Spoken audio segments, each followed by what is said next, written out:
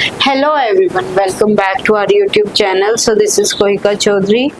As you know, हम chapter 3 कर रहे हैं केमिस्ट्री का मेटल्स एंड नॉन मेटल्स। तो इस सीरीज में हमने फिजिकल प्रॉपर्टीज ऑफ मेटल्स कर लिया है, physical properties of non metals and कुछ हम रिएक्टिविटी सीरीज की मेटल्स की। तो मेटल्स की रिएक्टिविटी हमने ऑक्सीजन के साथ भी देखी। तो अभी हम देखेंगे reaction of metal oxides with water. Okay, metal plus water ठंडे पानी के साथ करेंगे अगर हम, तो क्या बनेगा? मेटल हाइड्रो ऑक्साइड और हाइड्रोजन गैस लिबरेट होगी। मेटल को अगर गर्म पानी के साथ करेंगे तब भी मेटल हाइड्रोक्साइड बनेगा और हाइड्रोजन गैस लिबरेट होगी। मेटल को अगर हम स्टीम के साथ रिएक्ट करेंगे, ठीक है, देखो गर्म पानी और स्टीम में फर्क है। स्टीम गैसियस फॉर्म है, गर्म पानी जस्ट आपने टेम्परेचर ज्यादा दिया हुआ है थोड़ा, तो मेटल ऑक्साइड बनेगा और हाइड्रोजन गैस। तो यहाँ पे डिफरेंस आता है, ठीक है। Most metal oxides are insoluble in water but some of these dissolve in water to form alkali. तो जो आपके मेटल ऑक्साइड्स होते हैं जो पानी में घुल जाते हैं, वो क्या होते हैं? एल्कलीज। क्या बोलते हैं उन्हें हम? एल्कलीज। हमने किया भी हुआ है।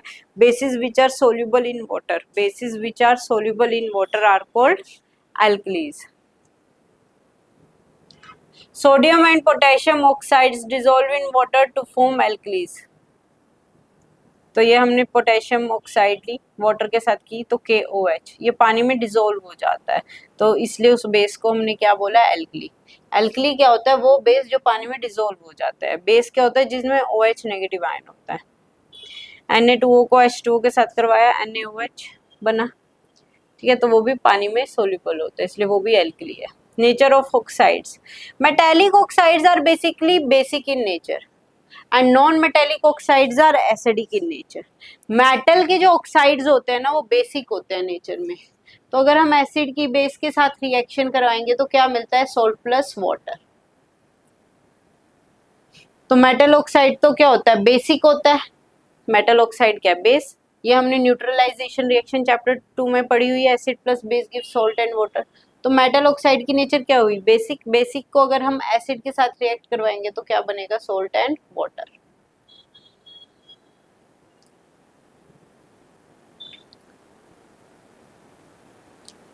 एक्सेप्ट Al2O3 एंड ZNO, ठीक है। ये एम्फोटेरिक ऑक्साइड्स है metal oxides but they are not basic. ये एम्फोटेरिक ऑक्साइड्स, अभी हम पढ़ेंगे एम्फोटेरिक ऑक्साइड्स क्या होता है। Non metal oxide plus base give salt and water. Non metallic oxide क्या होते हैं? एसिडिक होते हैं। Non metallic oxides are acidic in nature. अब Al2O3 की हम NaOH के साथ करवाते हैं, तो ये बहुत इंपॉर्टेंट रिएक्शन है, हमने पहले भी की हुई है। सोडियम एल्यूमिनेट बनता है, NaAlO2 plus water, NaAlO2 plus water, balancing कर लेना। तो एल्यूमिनियम ऑक्साइड की बेस के साथ रिएक्शन करवा दे। और एल्यूमिनियम ऑक्साइड क्या है? Metallic oxide. मेटालिक ऑक्साइड तो क्या होते हैं? Basic in nature. तो बेस बेस के साथ ऐसे रिएक्ट नहीं कर सकता। तो यहाँ पे एल्यूमिनियम ऑक्साइड किसकी तरह बिहेव कर रहा है? एसिड की तरह। किसकी तरह? एसिड की तरह।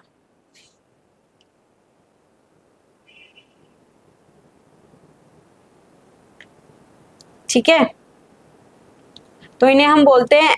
अब यहाँ पे Al2O3 के अगर हम HCl के साथ करवाएंगे तो AlCl3 प्लस H2O बनेगा। तो ये HCl तो एसिड है, तो यहाँ पे एल्यूमिनियम ऑक्साइड किसकी तरह बिहेव किया? बेस की तरह। किसकी तरह? बेस की तरह, ठीक है। तो एल्यूमिनियम ऑक्साइड ने क्या, एसिड के साथ बेस की तरह बिहेव किया और बेस के साथ एसिड की तरह। तो ये क्या होते हैं? Amphoteric oxides. क्या होते हैं ये? Amphoteric oxides. तो ZNO जो है हमारा और एल्यूमिनियम ऑक्साइड है, ये क्या होते हैं? एम्फोटेरिक ऑक्साइड्स है। Oxides which react with both acid and bases to produce salt and water are called amphoteric oxides. तो ये एग्जाम में पूछा जाता है। ओके,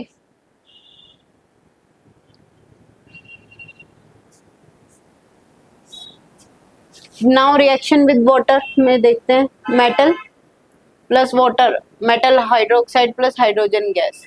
सोडियम एंड पोटेशियम क्या होती है, बहुत ज्यादा रिएक्टिव होती है, वो विग्रसली रिएक्ट करती है कोल्ड वाटर के साथ, ठंडे पानी के साथ ही रिएक्ट कर जाती है। मेटल हाइड्रोक्साइड पोटेशियम को करवाओगे तो KOH बनेगा और हाइड्रोजन गैस लिबरेट होगी। प्लस हीट, एक्सोथर्मिक रिएक्शन है बहुत ज्यादा।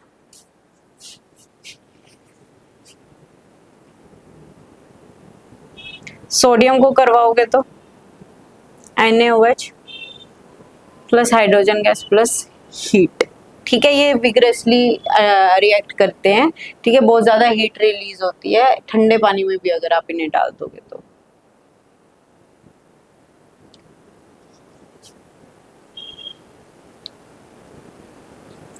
Sodium and potassium react with water to evolve hydrogen gas and immediately catches fire। इतनी ज्यादा एक्सोथर्मिक होती है रिएक्शन की आग लग जाती है। ठीक है, आग लगने का बहुत डर होता है इसमें।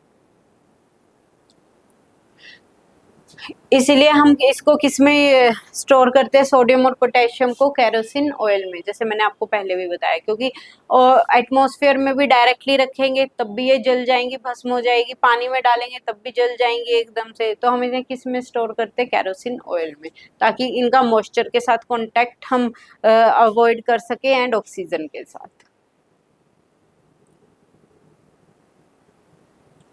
So that's all for this module.